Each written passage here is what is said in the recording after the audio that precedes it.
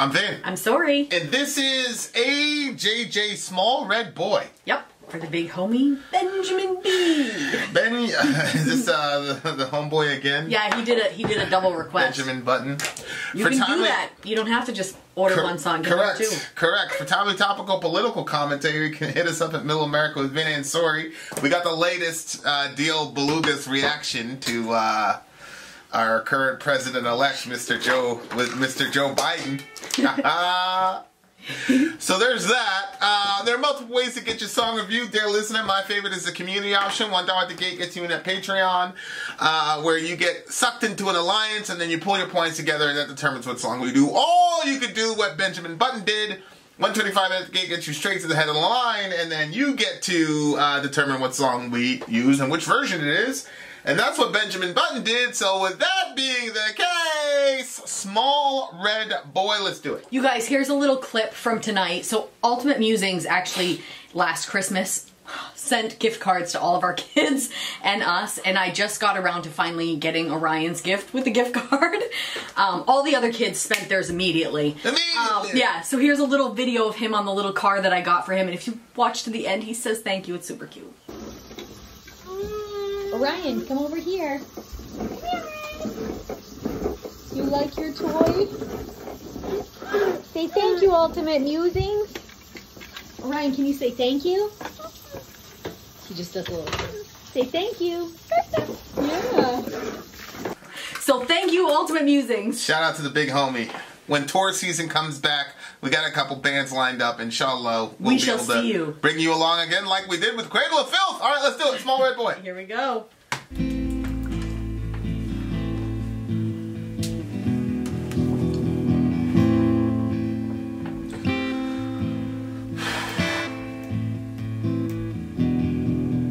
I found a small red boy inside my tummy with $3 and change and a Milky Way light. In my occasional pursuit to find something more meaningful than yet another word that rhymes with die, I cut him out and put him on my table. His shallow breathing chest would fall and rise. His south of heaven shirt was way too big for him. And his South of heaven, that's and Slayer. sharp. And then he opened up those eyes that said, I am the truth.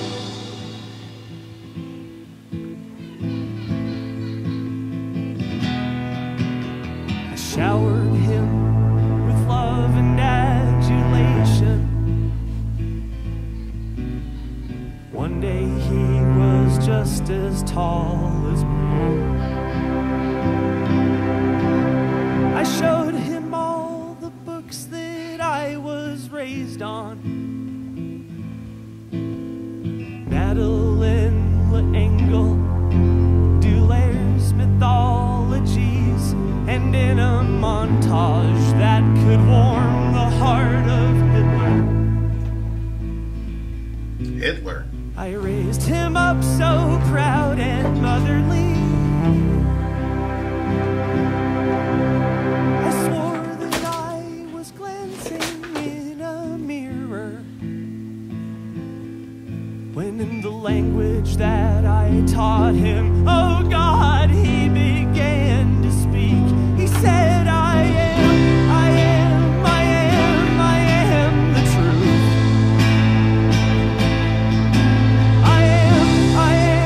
I am the truth.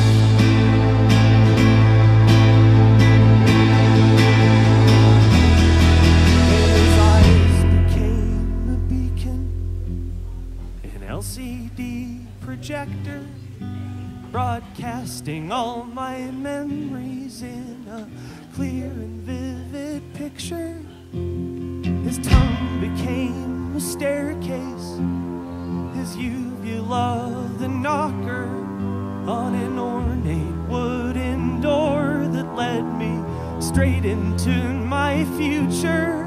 His throat became a hallway with 1,000 baby pictures, and I became forgiveness. I transformed into the closure that I lost when I learned about the tragedy of all of us. I lost it when I learned about the tragedy of all of us.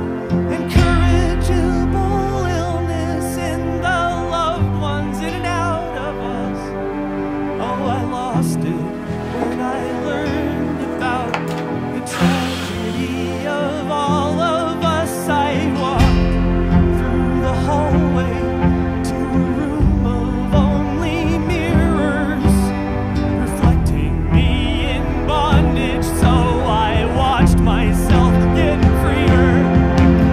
I let my horns grow longer, I observed my skin get redder. My soul became a hammer, I started to feel better. My hatred turned to pity, my resentment blossomed flowers. My bitter tasted candy, my misery was power. Turning me grew brighter, my nature and my nurture. No more shame, no more fear, no more dread. I am the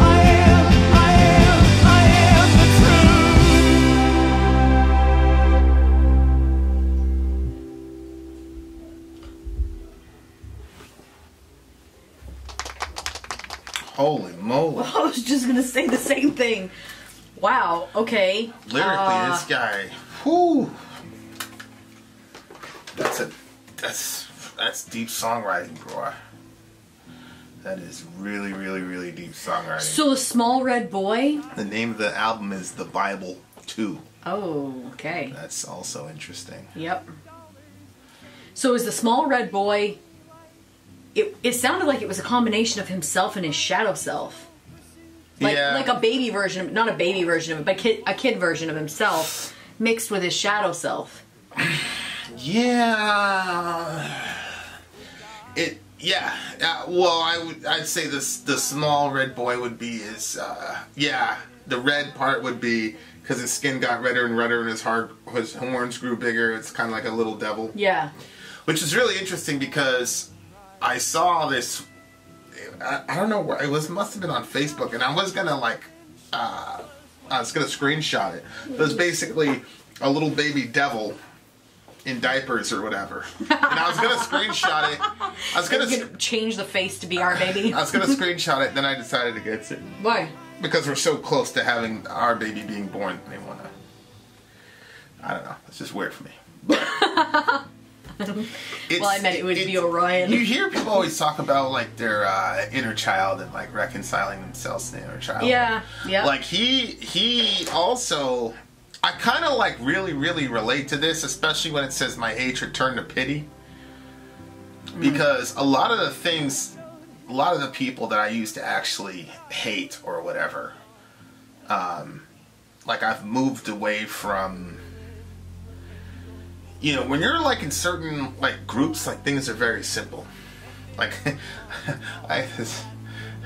this guy I used to work for, and he'd be like, "That guy needs to die," and it was just like, "Yeah, he needs to die," and like nobody now, like looking back 2 or 3 years later, I'm like, that's really crazy.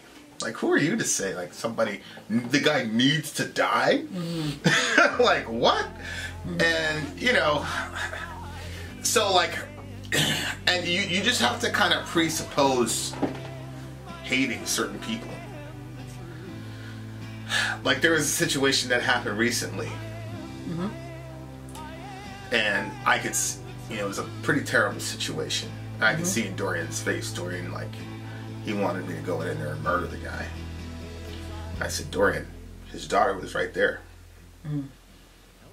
You know, when you get older, you realize that certain situations are not simple. Yep. Yep. There are certain moral questions that are absolutely simple, right? Like, so if you see a dude beating a woman within an inch of her life, that's a simple moral question. Like, you've got to do something. But what you do with that guy is not simple. Especially if his daughter's there. You know, because I said, what are we going to do, Dorian? We're going to beat the hell out of this guy in front of his daughter so she gets to see her mother beat within an inch of her life. Then she gets to see her dad beat within an inch of his life. Which, of course, Dorian, I actually saw that happen when I was 4 years old. You know, I saw that entire situation happen, like, in front of me. And it's not a good situation for a kid. Like, you know, it's one of those things that I don't really remember a lot of things when I was 4 years old. That has got to be so traumatizing. But I remember that event. So, you know, I mean, compound fractures, bones sticking out of, like, it was pretty terrible. So, I've been that girl. You know what I'm saying? So, you know, but he had nothing but hate for that guy. And, like, you know, I had to pull him out of the situation, and, like, he's like, you know, let's go in there, and then it immediately changed to, you know, him being a little boy again. You know, when you hugged him. Yeah. You know, but when you're young, like, I understand that guy.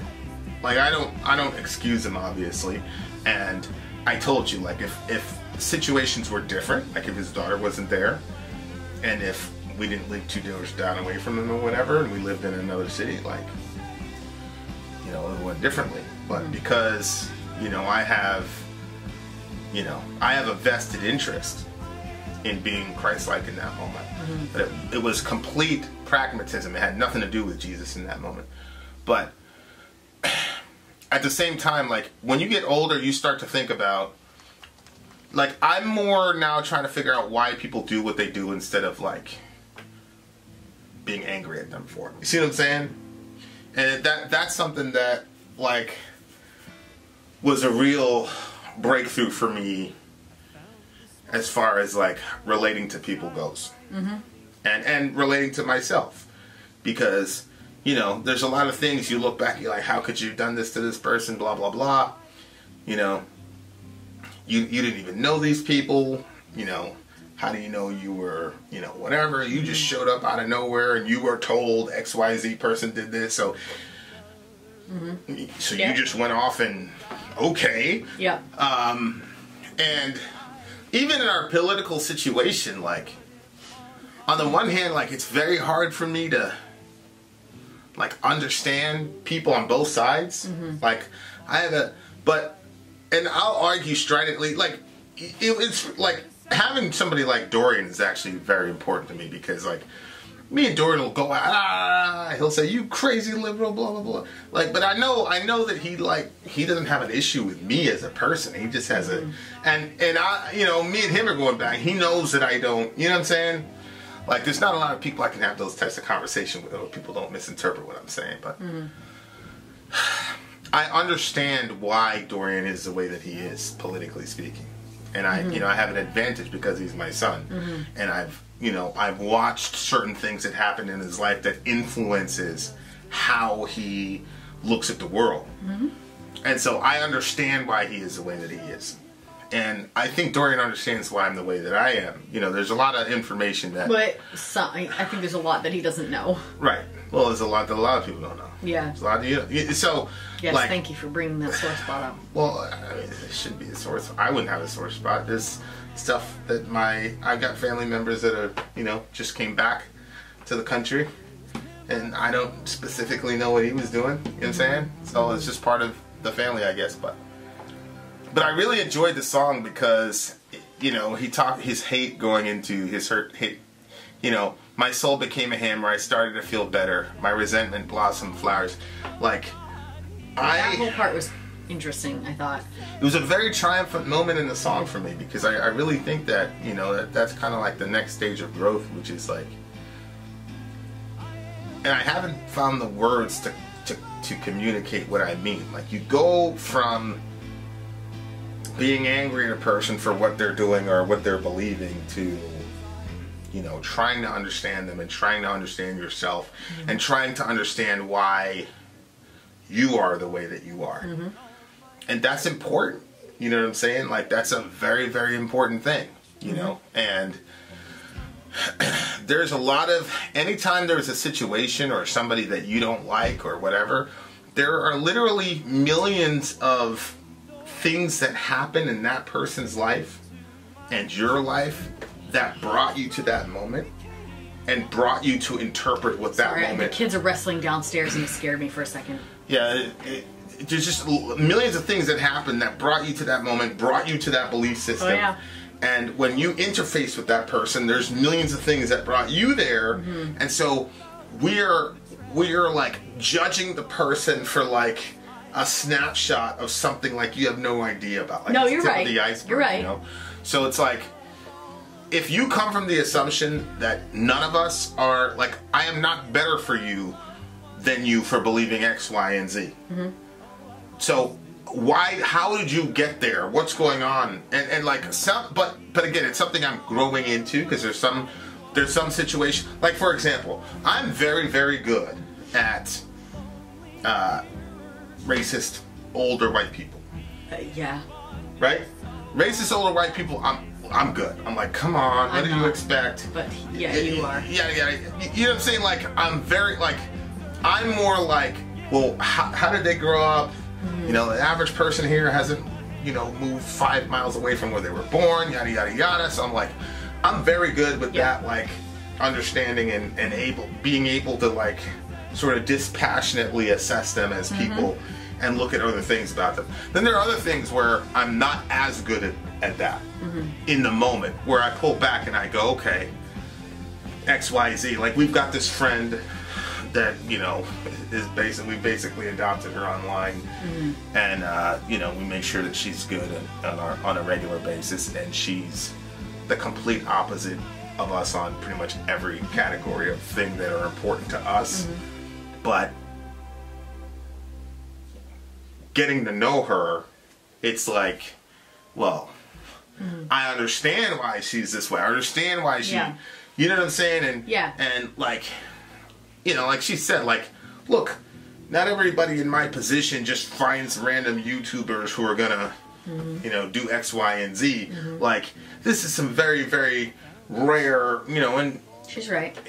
And so, like, I go, okay, you know, like, and she's like, look, the average Christian is not gonna, you know, they're gonna just do this thing. They're not really gonna, you know, so like I don't even want to, like, parts of this I want you to edit out, because I don't even want any implication that we're helping her. But so but I really, really like that line, because that line's a very deep line. But, you know, I think there was a sort of arc to the song, lyrically speaking. It was like dealing with his inner child, reconciling himself to his inner child. Yep. You know, he was too small to wear his Slayer shirt, you know, the South of Heaven shirt, you know what I'm saying? Like, and I think that that's like almost a double entendre, because it's like he was too small for it physically, but ideologically too, like, he didn't really know what he was, you know, talking about. You know what I'm saying? Like, what Slayer was actually trying to say. Yeah. Like, a lot of people don't know what they were actually trying to say, and you were too young to understand, you know, what those guys were, you know, were communicating. You had no idea what you were actually talking about. Yeah. You know, so, you know, it was like, you know, again, it's one of those songs that also had a sort of Holden Caulfield sort of Catcher in the Rye vibe to it. And, you know, like, the way that he describes the loss of innocence that happens, I thought that there was a specific part where he was like, I was like, okay, this is him, like, you know, losing his innocence as a kid, which happens all the time, you know. There? Yeah, when I learned about the tragedy I transformed into the closure that I lost when I learned about the tragedy of all of us, incorrigible illness in the loved ones in and out of us. Yeah. that was you know, it was a brutal line, but I remember exactly when that happened with me. You know, it's funny he mentions Hitler, but Holocaust. you know, when my mom sat me down and made me my egg, because there was this commercial and they kept showing Anne Frank or whatever, and yeah, so she explained that whole thing to me, and I was just like, well, how come their neighbors didn't help them, you know? Yeah. And my mom was like explaining that the neighbors participated in it, and I was just blown away. I was blown away. That was a tough. You know, I brought you to that neighborhood that I was in. Remember that time the guy said that? Yeah. And you know, when I was driving you around that neighborhood, it was like I had so many really good memories there of kids and playing football and getting torn up and having my mom. My mom always had the peroxide ready because, you know, I was always injured. Vince, come. You know, like. So I just remember the next day riding around like the neighborhood and being like, these people, like, they did that to their neighbors. Like, I never ever got over that in my entire, like, I never understood that. Never got over it. And I determined to myself, like, I'm never going to be that type of person. I don't give a fuck. Well, I don't care if I lose every single friend on the planet over abortion. Like, I'm never going to be like those people. I don't give a fuck, you know? And, you know, the irony of that is that sometimes, you know, having that mentality in the hands, a person with that mentality in the hands of some very intelligent and corrupt people can actually make you the person that you despise, you know? And so it's like the concept of the good soldier and there's so many things where it's like human nature and the things that we do to each other. It's just unbelievable. You know, like, I'm looking at this thing about, like, the Neanderthals, and, like, there's some, you know, like, really, you know, like, there was, like, a scientist is saying there's, like, some 10,000 year war between Homo sapiens and Neanderthals, and we basically wiped them out. Like, that's a theory, and it's like, wow. Like, holy shit. You know what I'm saying? Like, yeah.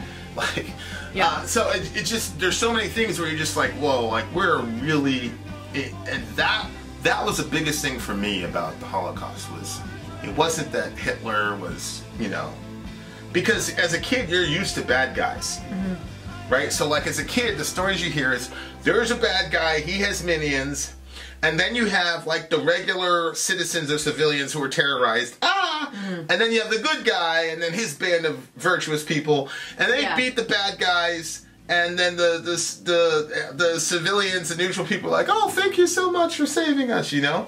Like, that's the template, that's how the world is constructed in your mind as a kid. So that was the thing that killed me about the Holocaust, was like, yo, the innocent citizens were working for the bad guys. I know. Somehow I actually didn't know that. It was still good guys versus bad guys. Like, there was, you know, the Nazis and what they did to those people. And everybody else was like in a fear category. I didn't know that they participated. I knew that there was some people. See, even the fear thing, like, as a kid, I didn't care. Well, no, I thought it was dead wrong for somebody to do that. Kill like, your neighbors? Yeah. But, I mean, I get it, but I understood. I was like, I knew people that in my head, I was like, they're one of those people. They're one of those people that would be too scared. They would never try to save them. And at that point in my life, I was much braver. I was like, I would go to a concentration camp to try to protect somebody else. Yeah. Now that I'm a mom, oh God, the thought of being separated from my kids. Well, that's the thing. Then you become an adult, and it's like, okay, you're going to put your entire, we got, 5, 6, 7 kids. You're going to put your entire household in danger for this one, which, is what we did. Because when me and Dorian took care of that situation, she is just now coming back.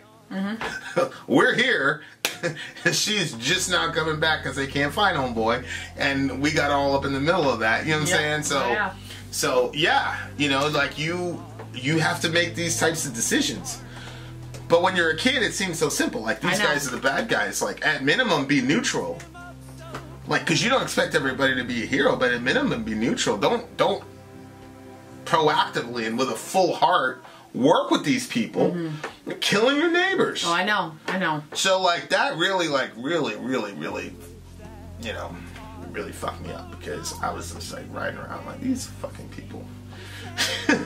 And, you know, but then it's like, you kind of reconcile yourself to humanity as you get older, and as you see, you know, like, I would, like, the whole trolley dilemma, like, oh, it's your kid, and your kid, you know, I talked about it a couple days ago, like, I don't give a fuck. I would, the whole world, I would sacrifice the entire world for any one of my kids.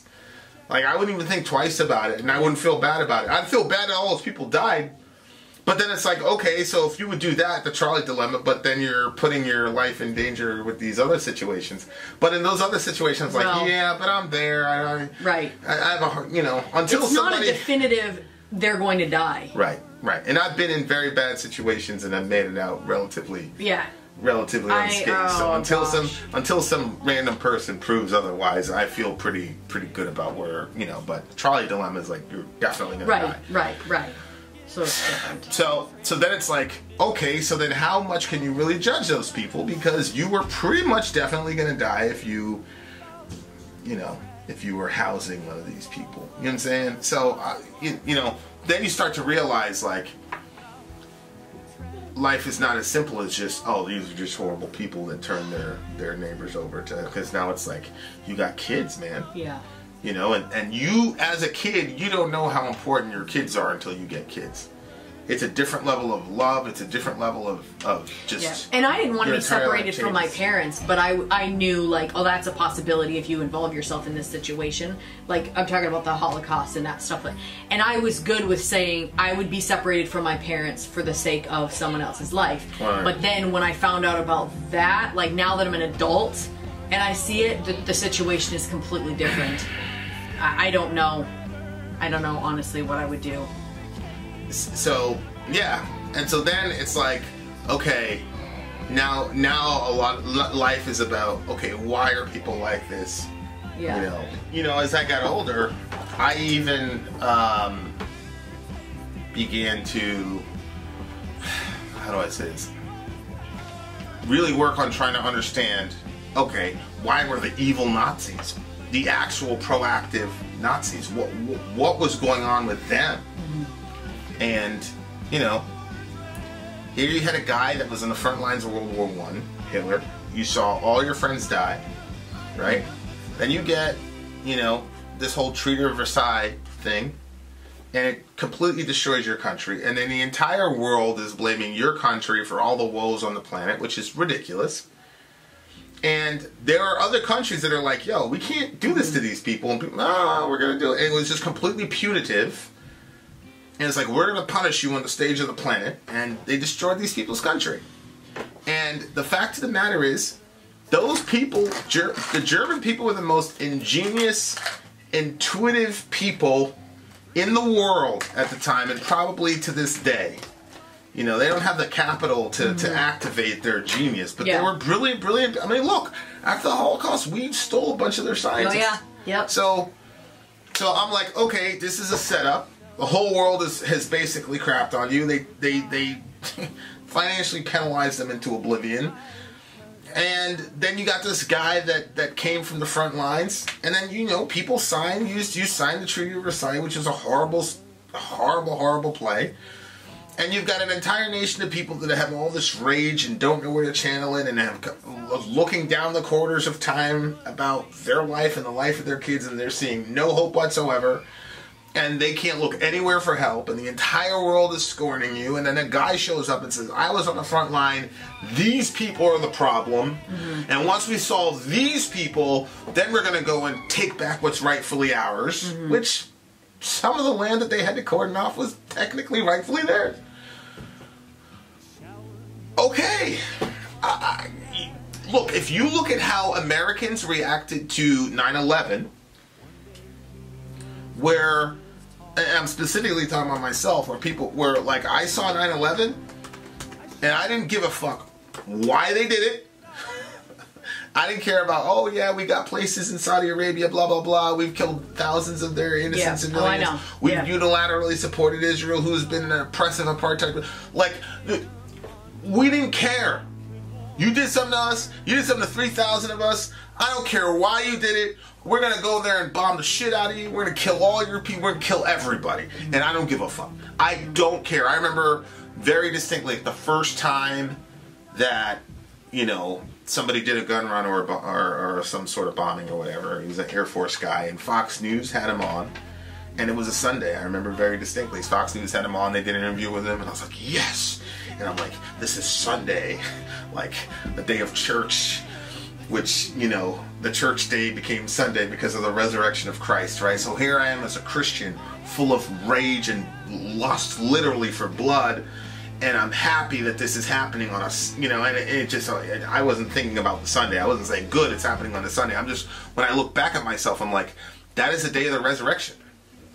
And you're supporting, you're almost guaranteed, like, obviously it's impossible, but you're almost guaranteed a civilian death there when you bomb people like that. Like, it's almost guaranteed. Oh, yeah. I mean. And again, people who had no idea who it was, kids who had no idea who it was, like, you're killing people. So I'm like, okay, like, here is, like, you think that you're that much different from the Nazis? Really? Like, we were completely propagandized. You know, every commercial, you know, after every commercial break, Fox News would do that, show the planes going into the towers and all that. Like, yeah. And then the next thing, they would show the Green Berets coming out of the, you know, like, so as I started really to look into this and reading diaries of SS soldiers and things like that, like, they did not know that they were the pinnacle of ultimate evil that they have become, and now in modern parlance. It's like, and that everybody, like, people, like, those people, like, get assigned a different branch of humanity. You know, like, they're like some special, like, there's some gas in the air in Germany, as if, like, this is something, like, completely, you know, alien to human nature. And so, you know, when I looked at 9/11, and I'm like, and it's crazy, like, you tell people, like, we've killed maybe between 500 and 1 million innocent civilians. They don't care. I can tell. They truly do not care. Yeah. They don't care. And I'm like, but we're somehow better than these people. And like, and then you tell them, like, hey, this is what happened in Germany. They'll get insulted. Like, they take that as when you compare them to not, like, they get insulted because there's this sort of idea that we're somehow better. Like, there's some ontological difference between us and Germany. There is none. Zero. We're the same people. And so, like, I don't know, man. You know, the torture stuff came out. It's crazy to me. Like, the torture stuff came out, and everybody still loves Bush. I can tell a left-wing person, Barack Obama drone bombed the hell out of people. We killed a whole bunch of innocent civilians. He was called a droner in chief. Nobody cares. They don't blink. They don't blink an eyelash at all. Look, I don't care. They don't care. And so it's like, and I say they, I'm talking about us. We don't care. Yeah. Like, we do not care. But if because we have different agendas. Yeah, but I believe that if we saw, like, the effects, like, let's say you were ground zero and you saw, like, the effects of the bombing and the children and the women, I feel like people would think differently of it. But I think that somehow it's, like, in this category where you don't, like, feel it as much because you don't see it. Yeah, but nobody absolves Germans for that, right? Nobody says, well, the German citizens didn't see the outcome of the well, we've seen pictures of it. Camps. Well, we see, yeah, but you can. You've seen pictures of the bodies stacked. Go to Al Jazeera. You go to Al Jazeera, you can see a head over here and an arm over here. Okay, yeah, but we don't see that. What I'm saying is, we're choosing not to see it because it's there. Yeah, but I don't look up pictures of the Holocaust, but I've seen them. Yeah, because the powers that be, I don't want to get myself in trouble here, but there are certain people who have a vested interest in you seeing those pictures. What I'm saying is, you were a regular German person, and your neighbors got snatched up, never to be seen or heard from again, and you don't know what's happening, it's because you choose not to know. But now yeah, you it's have like with now abortion, you yeah. have the internet. You can see, because there's pictures all over the place in the internet. And let me tell you something else. There's a lot of people that go into these like dark places in the internet and have to do all these. I'm not even talking about like. I'm just talking about like QAnon. You don't know about QAnon, but I'm talking about like the dark web and things like that. Not necessarily anything like perverted. I'm just saying like dark places in the internet where unauthorized information is being shared. So we know how to do that, but we're not really going to look at like what our foreign policy actually looks like for real people. And it's not that hard to find. Go to AlJazeera.com. They will show you the mangled bodies and the after effects of a drone bombing. You can see it, but we're purposely not looking at it.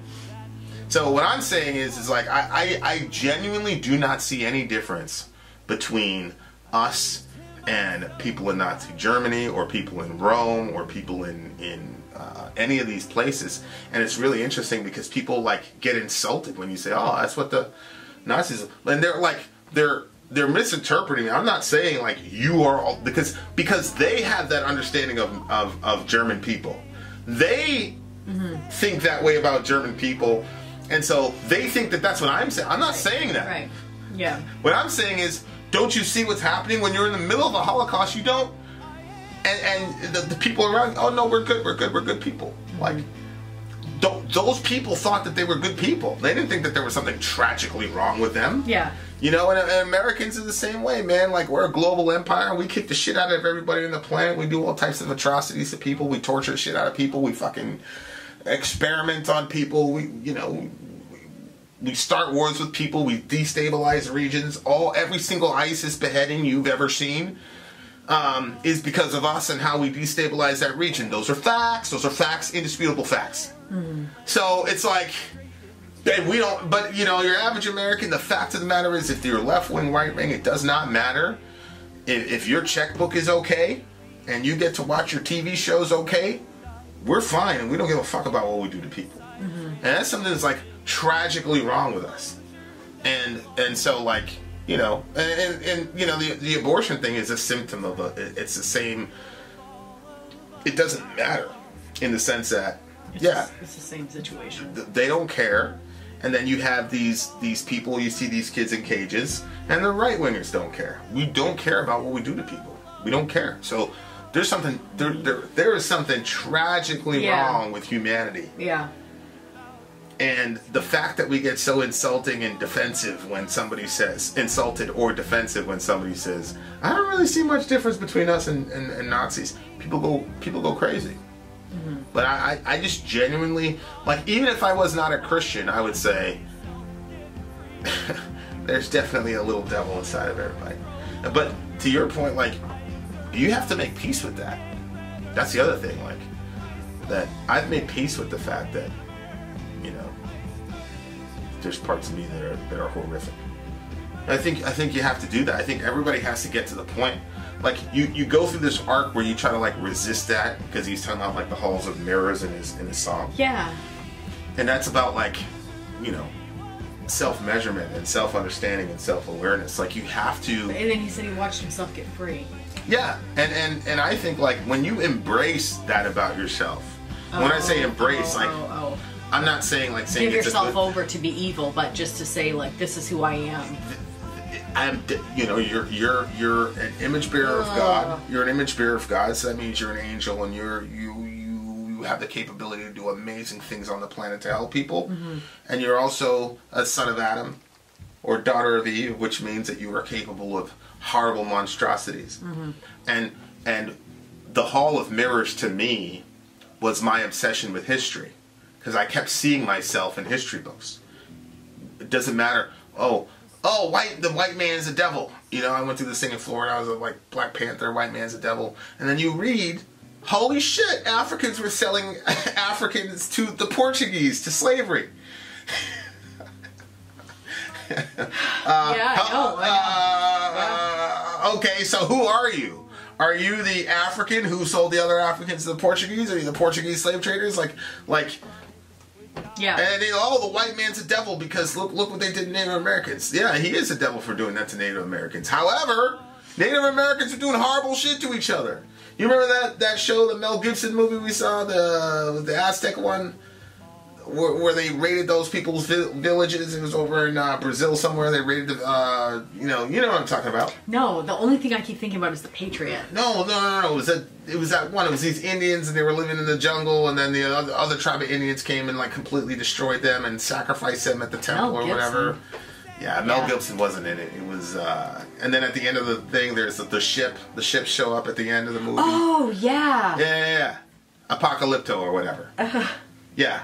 The name of the movie is Apocalypto. I know what you're talking about. And like the entire movie, it's like you hate this other group, these horrible groups of Native Americans. You hate them. Like these motherfuckers, they go into a village, they rape women, they take the guys, they chop their heads off, and the heads roll down. Everybody's like, they made bathing in the blood. They made a game out of it, and made a game out of letting them go and then kill them, and you're like, these motherfuckers, and like you want to kill them all. And then the guy actually started, fight the good guy. Started fighting back, and you're like, yeah. And at the end of the thing, like they catch each other on a beach, and then they're looking, and there goes the conquistadors coming, and then it's a real mindfuck because you're like, oh, wait a second, those are the devil, the white man's the devil, because look at all these things they did to the Indian, and the whole time, like, it's just right. It's so if you look at history, it's like the Bible. Like I think it was like Rob Bell or it was Peter somebody. But they were like, Americans read the Bible and they always end up being the good guy in the Bible. It's like, the rich young ruler where he couldn't leave all the stuff behind, so he couldn't follow Jesus. And then Rob Bell is like, you're just gonna read that as an American and like judge that guy? Like you don't see yourself in that story? You think you're the downtrodden poor? Even an American that is making minimum wage is living better than an emperor did in Jesus' time. Like, it's crazy. So, like, when you start looking at history through that lens and saying, where am I? Statistically speaking, what would I have done during the Holocaust? Yeah, because you think to yourself, oh, well, I'm not making billions or millions of dollars, so. Right. But the facts are, like, how many people want to actually sell everything that they have Correct. and give it all to the poor? Correct. If Jesus would have said that, what would you have done? And what do you... It's the same thing like with the Holocaust question. Like, what do you have in your life that you can point to that says, yup, I would go against the entire zeitgeist of my entire seats and lid. I would stand up against it by myself. What do you have to prove that? Yeah. Really? Your government is saying it's legal and it's okay. All the propagandists are saying it's legal and it's okay. Yeah, they're human beings, but they're not. Like, what do you have in your life that demonstrates that you would have been that hero? Yeah. Stop it. You're not. Most of us are not that. I started to see that those types of heroes are accidents of history.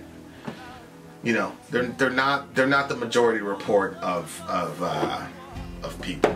Nope. So the song has kind of like been my journey. Through and it's something that I'm still evolving in, and it's something like being able to accept that if I was in that situation with those types of exigencies, it's very, very easy. Like if you look at our current political situation, like I think people want to demonize Trump, but Trump is just really a mirror. Trump was able to harness, and I'm talking about the worst parts of people that vote for Trump, because there are a lot of people that voted for Trump that did not do it for any pernicious evil reason. But he was able to harness the collective fear and anger and frustration and hopelessness and pain of a certain demographic of people. Oh, absolutely. And it looked very obvious that he knew what he was doing. 100%. And by the way, Obama was able to do that too, but he was able to do it with a positive spin. So it was hopefulness and yada, yada, yada. But, Obama's mask kind of came off too. He's like, all these people, all they have is their Bible and their guns. You know what I'm saying? So, like, it was like, oh, okay, now we know what you really think of these people. You know what I'm saying? Yeah. So, like, I just love the song because the song is really, really, really deep about, I think it's a good reconciling yourself to yourself, your inner child, and then looking at your shadow self, your dark side, or your red side, whatever, and understanding that you have those actually embracing that about yourself actually makes you a better person, because the minute that you accept that you could have been manipulated by a Hitler, it actually inoculates you from being manipulated by a Hitler. Because you don't know you're dealing with a Hitler until a generation later. Oh my gosh, yeah. So you have to accept that about yourself. And that's the only way you can inoculate yourself from it, whether Christian or otherwise. You know? So, and then you get to the point where it's like, okay, since I am that guy, right? Like, I look at these pictures in the Holocaust, I go, okay, I'm that guy. Why did that guy make that decision? And then trying to understand people, and then being like, then that's when the pity comes in, you know? And I really, you know, there's a lot of times when I feel horrible for some of these people. I remember, you know, I mean, we feel it all the time with, like, Planned Parenthood, right? Yeah. Like, you'd be out there and like, you see some of these people that are, like, doing this, and they know what they're doing. And, like, we'd feel real, I mean, I would, you know, we'd be out there praying. Remember there's that one lady we're praying really, really hard for at PP? Like the people that worked there? Yeah.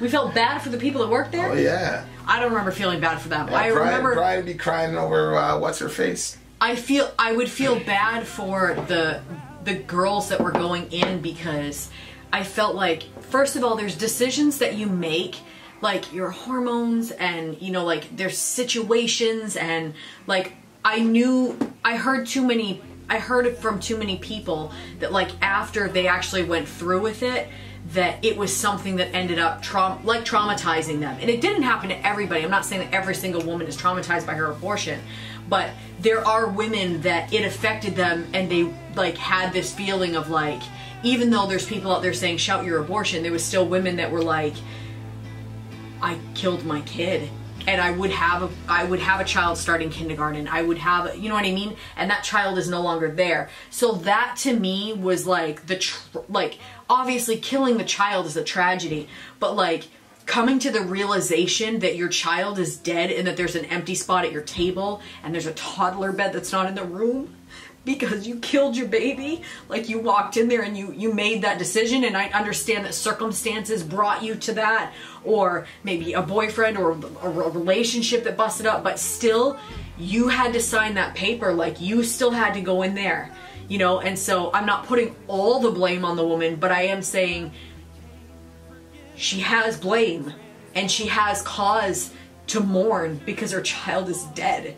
And so, like, that to me was completely heartbreaking. Or seeing that boy come out, he went in, he went through with it with the girl, and then the realization hit him after the child was dead. The realization hit him, and he came out, and he wasn't in the right state of mind. Like, when he went in, he was one way, and when he came out, he was another way. He's a big, giant, tough guy. He's hard. He's a big, tough guy. That to me is like...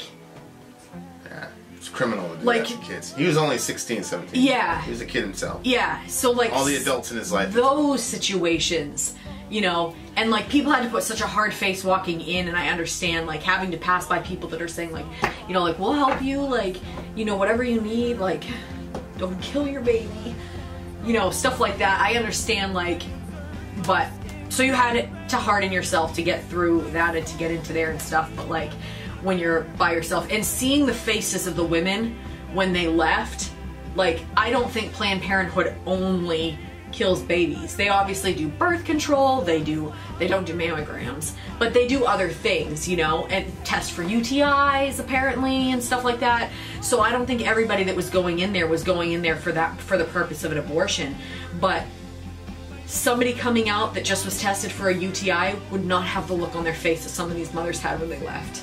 And I do call them mothers because they are a mother regardless. So that was really difficult to see their faces. What? You had, so I remember talking to B, and we would, you know, we'd be crying over the workers there. Yeah, I don't remember. Yeah, oh yeah, I prayed for them a lot. I talked for. No, I prayed for them, but I don't remember ever feeling bad for them. Well, it's obvious now you didn't. You had no pity for them, but did I ever say I did? No, I don't think you ever did. I don't think you ever did. That's pretty much, right. But like, you know, The other thing too is that I gotta say, I can see how, like you said, we're forced to see the Holocaust pictures because they pop up when you don't expect them.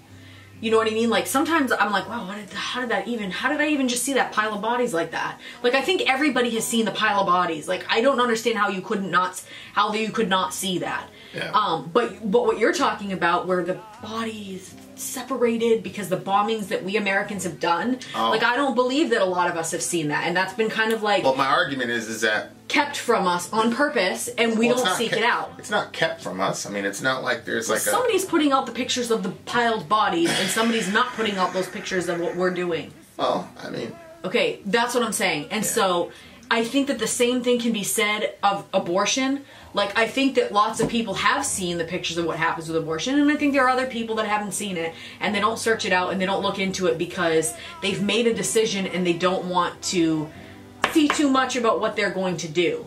But I don't feel like that about the workers, and I don't feel like that about the abortionists that are actually doing it, because you yourself have, like, to think that they have the ultrasound machine on that mother while they're going in there and the baby is pushing away and they're seeing all of that, and they're the ones that are crushing up the baby. Okay, I can't. I understand, and I really, like, I think that's great that you have pity for them, or, you know. Yeah, but again, like, there are a series of events that brought that person to that. Yes, because especially that way. I just do not. Especially with the people that are like the frontline escort people with the pink vests, like, they're not seeing all that shit. You know what I'm saying? Yeah. They're doing is, like, they think they're doing a public good. Yeah. Yeah. So my thing is like, you know, there's a lot of things that conspire together to get a person to that point. Just like there's a lot of life experiences that conspire to get us out there. Yeah, you know what I'm saying? I get what you're saying, but I'm not going to feel bad for the serial killer. Or no, I'm not saying you should, because like obviously you don't. But I'm saying for me, I remember looking at them and seeing that humanity in there of them. Like, you're still a human being, and thinking to myself, this person really believes they're doing a good thing. At some level in their cognitive faculties, they really think they're doing a good thing. I don't think all of them do. I think that those girls at the front door looked like they thought they were doing a good thing. They looked like they. Well, that's who we were interacting with. We weren't interacting with the doctors who were slicing up the kids. Well, the doctors came down one of the times because we were. Yeah. I mean, yeah, and you know, but at the same time, there's a whole bunch of life issues that conspire with her to get her to that point. Like, and I'm not saying that we should have more sympathy for them than the children they're killing. I'm not saying that. But what I am saying is, there are lots of things that conspire to get a person to be that type of person. I mean, I don't deny that. Why do you think I like the movie Maleficent? So, yeah, but that's a cartoon character, basically. That's not somebody that's doing something in the real world. Yeah, but it's, you know, the whole idea that circumstances make you who you are. You feel bad for her, but you obviously have no pity for those other people. Somebody that's chopping up babies and crushing their skulls. But I don't again, feel bad for them. I'm not talking about that. I'm talking about the people that we were interacting with. They were not committing that act. Oh, yeah. So, what I'm saying, like... And I already said that. I already said that those women... For us, for me, it was a supernatural thing, where it was like, there were a couple times when, like, time just slowed down, and you just kind of, like, see this person in, like, very, you know, like, raw moments. Very hard to explain, and I never talk about it because it sounds too woo-woo-y, but, like... just for me, where I'm at, a lot of it is just, like, really trying to figure out what brought people there and all that, you know. And like I said, I get misinterpreted a lot when it comes to this issue. You know what I'm saying? But, you know, I don't have, you know, the only people that I really don't spend a lot of time, like, trying to understand is the doctors that commit that act. You know what I'm saying? Especially the late term guys who are charging $10,000 a pop, because to me the explanation is pretty clear. Mm-hmm. You know what I'm saying? They got 10,000 reasons for why they do that shit. But anyway, it's not about any one thing, but I just think a lot of my life now is like really just trying to understand people and figure them out, and having that balance of saying I'm going to stand up for a vulnerable group of people, Yeah. But at the same time saying, I'm trying to understand your humanity in this and what brought you to this particular situation. Yeah, I hear everything because I know that the next generation, when they look back, they're going to be like, how did people do that? And it happens every single generation. There's always some atrocity, and then people have yet to learn the lesson of history, which is you're always going to be able to judge the people in the previous generation for some atrocity, and all those people thought they were good people. Mm-hmm. And there's going to be some atrocity that the next generation has that they're completely blind to, but they'll judge this generation. Yeah. And until we can start figuring out, until we can start being those people, until we can start being the bad guy in the story, we're never going to get anywhere as a collective. Is my own thing about it. Yeah. But yeah, it's a brutal, tragic world we live in. But this is a very, very good song. Obviously, instigated a lot of. I'm surprised by your reaction. You're usually the conciliatory one, but I see what you're saying though. What do you give the song? And I'm like literally days away from having this baby, and to think that somebody could pull half the baby out and kill them. I know. I can't even. I know. We don't have to talk about it. That does happen, by the way. And no, you don't need a special medical dispensation. Just fly to Colorado. Dr. Hearn will disassemble your 9-month-old child. And he's proud of it, he says. There's a lot of disinformation that goes out there. And if you think that what we're saying is bullshit, I challenge you to go look at it. Go to your local. Here, try this. Go to your state, okay? And figure out what the gestational age limits are for abortion in your state, and then Google what a child looks like at that time period, and then Google what kind of abortion would be necessary for that. If you think that we're just, go actually educate yourself on it. You might be surprised about what you find. It's a 10 for me. What do you give it? 10. There you are, ladies and gentlemen. Vin out. Sori out. Gone.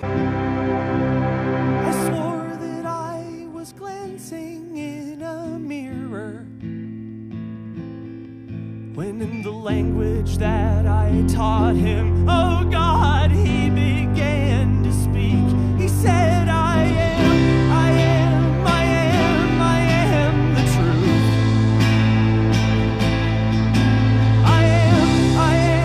I am the truth.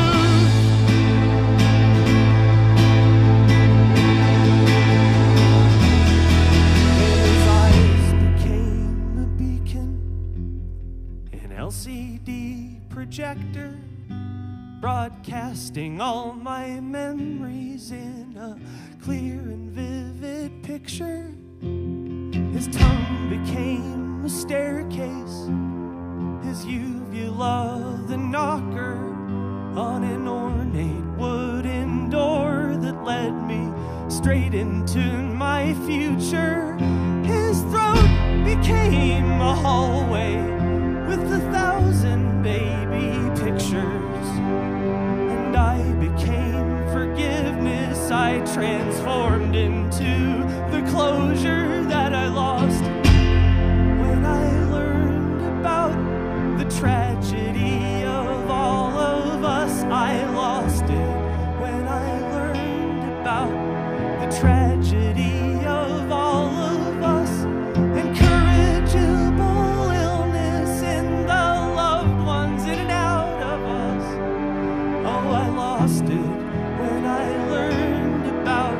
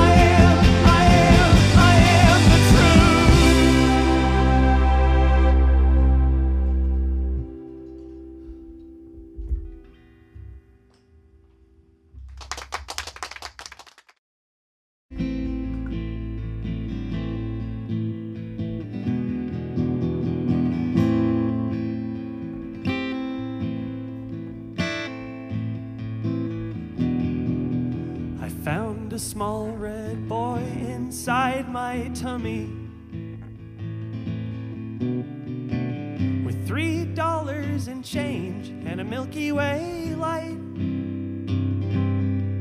In my occasional pursuit to find something more meaningful than yet another word that rhymes with die, I cut him out and put him on my table. His shallow breathing chest would fall and rise.